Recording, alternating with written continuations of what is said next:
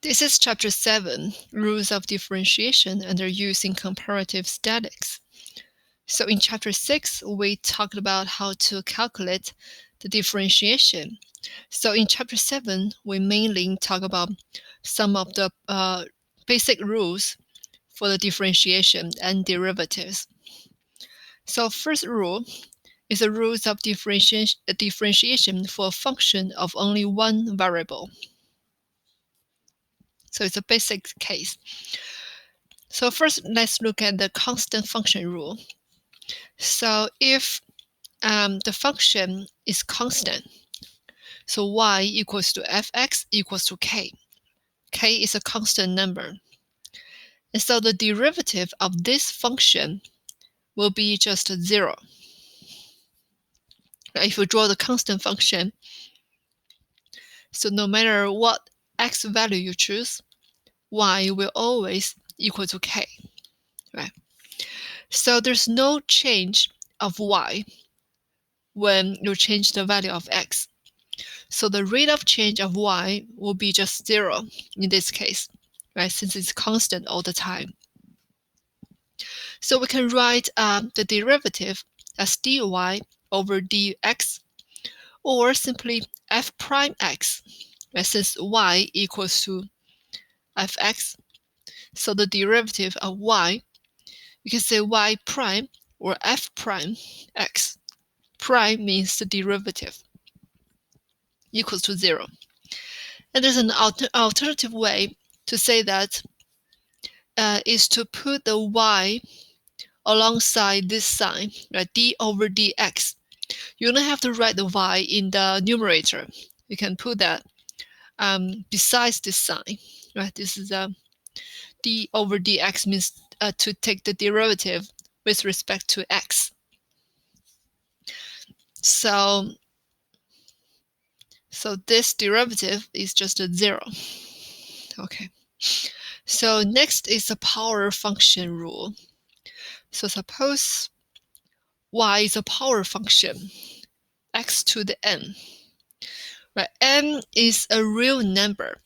So n doesn't have to be the integer. Right? N can be any kind of real number. Right? So n is in R, not the integer only. So if y is a power function, then the derivative of y will be n times x to the n minus 1. So for the x to the n, when we take the derivative, what we do is to first plug the n in front of x, so that's nx, and then we add minus 1 to the power, so n minus 1 here, right? So this is just a derivative. So we take the n to put that in front of the x, and then for the power, we simply minus 1, subtract 1 from the original power. So this is a derivative, right? Or we can say that f prime x equals to n times x to the n minus 1. Okay, so here are some of the examples. First, y equals to x to the 8. Right, so 8 is an integer. So if this is the case, then the derivative will be just 8 times x to the 7. Right, so 7 is just 8 minus 1. And if y just equal to x, so the power is 1 here, then we can also apply this rule. So the derivative will be just 1 times x to the 0. Right? 0 is just 1 minus 1. So this is 1. And then y equals to 1 over x cubed. So we know that 1 over x cubed is just x to the minus 3. Right? So we can also apply this rule. So the derivative will be first plug minus 3 in the front, and then we minus 1 to the power. So this is a derivative, and this is just equal to this one, right? And then last one, y equals to square root of x. So this is just x to the 1/2, right? So as I said that n doesn't have to be an integer.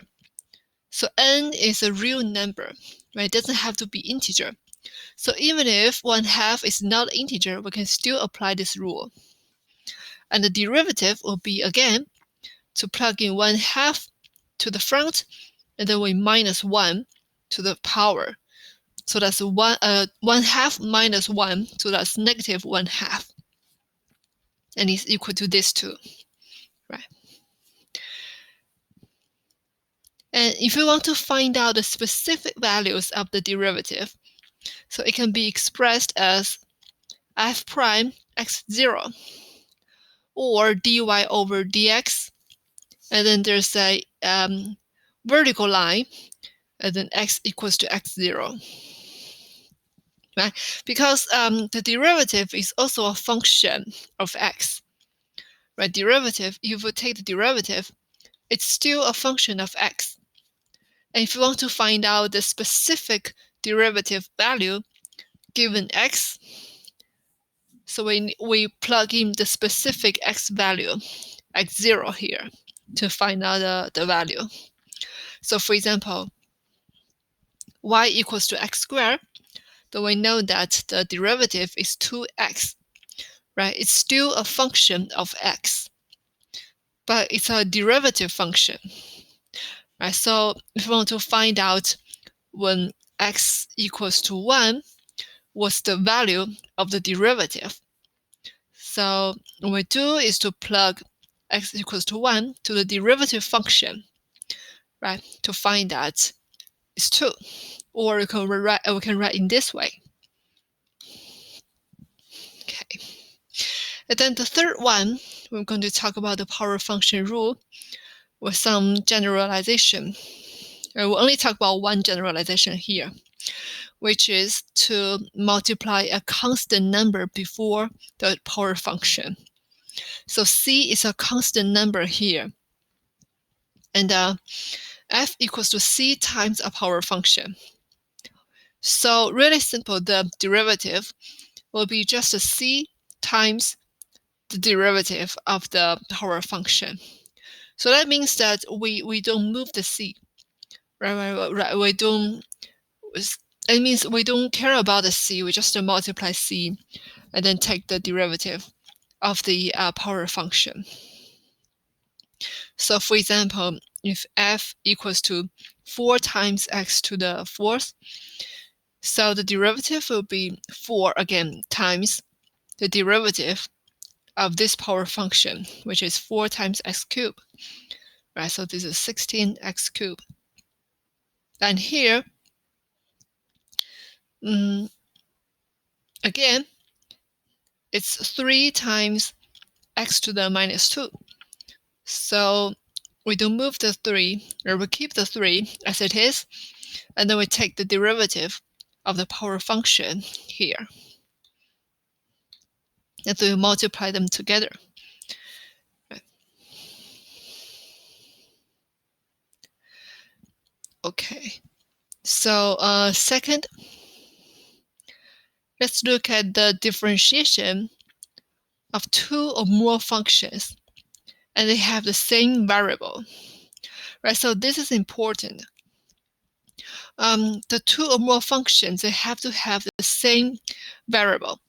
For example, if you talk, if one of the function is a function about x, and the other function is a function about y, then they can now be applied to this rule, right? Because they have different variables, right? So this variable is x, and this is y. So there are two things, right? So if you have another function called h of x, so they have the same variable here, fx and hx. So this rule can be applied, right? So it has to be the same variable in order to apply this rule. So the first rule is called sum difference rule. This is very simple. So if we have two functions of x, one is fx, one is gx, and then we add or subtract, we take the summation or take the subtraction of the two functions, and then we take the derivative. So this is just equal to, we take the derivative of each one, and then we add or subtract. Right, and so this is just equal to f prime plus or minus g prime. Right.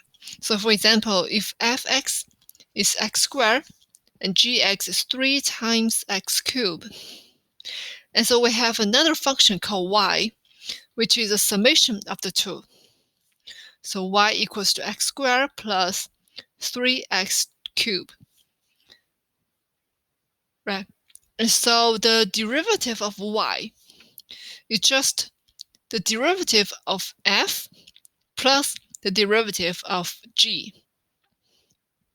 So it's just 2x, right, plus 9x squared here. Right, 9x squared is just the derivative of the 3x cubed. Right, so we can calculate the derivative of one by one, and then add or add them together or subtract them together. So if you have three functions, again, we first calculate the derivative of the three functions, and then we add a sign between them. Right, so for example, we have the super long function here. So what we're going to do to take the derivative of this large function. So we can take the derivative of the functions one by one and then add them together. So the derivative of 6x to the fourth is just 24 times x cubed. Right? And then the derivative of 2x cubed is just 6x squared. And the derivative of minus 3x is just a minus 3. Right? And the derivative of the last term, a constant number 4, is 0. Right? Because the constant function, for a constant function, the derivative is always 0. So we can just ignore the number 4 when we talk about the derivative. Right. So the second one is called product rule. So if we have a product of two functions with the same variable, like fx and gx here, and they multiply together, and we take the derivative of the total of the whole function here, of the product of the two functions. So this is a little bit more complicated. And the equation, the formula to do this is to first take the derivative of one of the function and keep the other function as it is. And then we take the derivative of the other function and keep the other function as it is, and then we add them together. Right, so for example here, we can first take the derivative of g and then multiply the original f. And then we plus gx times the derivative of f. Right, so this is just equal to f g prime plus f prime g. Right, so I take the derivative of one by one, right, one each time, and then we add the product together. So for example, if y is a product of two functions, 2x plus 3, and then 3x squared. Right, so this is fx, and then this is gx. Right, so we want to find out the derivative of y. So the derivative of y, we can use this formula here. right? So first is fx, which is just a 2x plus 3, right? The original function, times g prime. So g prime is 6x right here. And then plus f prime. F prime is 2. And then times gx, the original gx, which is 3x squared. Right, so we just use the formula, and then we find the answer.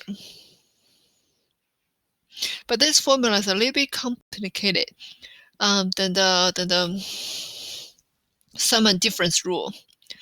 Right, so we need to pay attention for that. And then the third one, the quotient rule, which is even more complicated.